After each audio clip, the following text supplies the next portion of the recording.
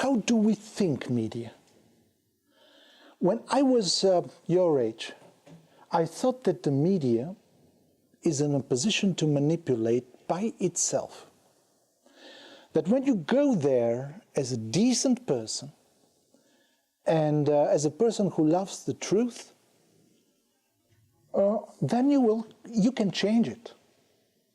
Then you will be something better. You can do things for yourself. Now, for sometimes I realized that you can be manipulated by your own. And for explaining that, let me tell you a story. You will also see part of this story. So, the year was 1998. The place was Kosovo. At that time, there was this war between the KLA, the Kosovo Liberation Army, and the Serbian Special Police in the mountains of Kosovo. So we were to both places, but also with that, we had another particular dirty event. This was blowing up of cafes down Pristina. This was 98. Also, it continued. It's for sometimes in the beginning of 1999. So today they blow a Serbian cafe, next time they blow an Albanian one. And journalists were staying at that time in a hotel which was called Grand at that time. I think it still exists in downtown Pristina. So we were there, we were centered there. Somebody calls, the next cafe is there, and you go there and see what's happening. So we received such a call in one day. Later you will see the pictures. And it was on the center street of Pristina. For those who are from Pristina, they know it was called then Vidovdanska Street. Now it's called, I think, Mother Teresa. And the picture was horrible. There was one decomposed body and a girl. The girl was, excuse me for saying, but beautiful in its death. We were shocked. You will see the pictures right now.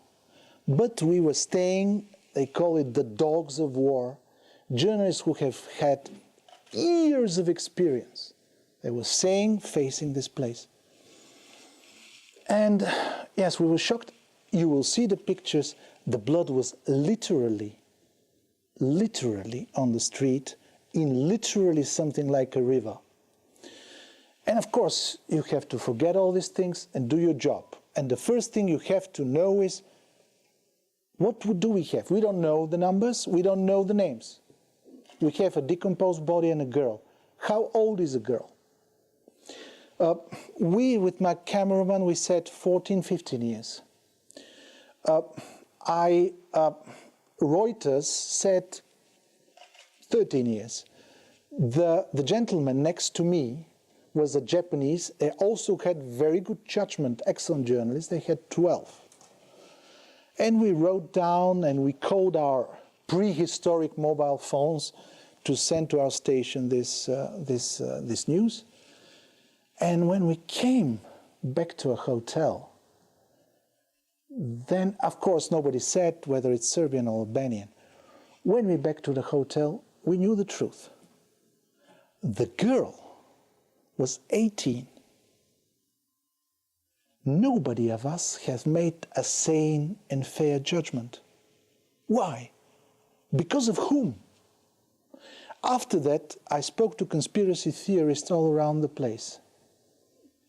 Serbians, they said, the Serbian theory was, because the victim is Albanian, you said that she is younger in order to criticize the Serbian side.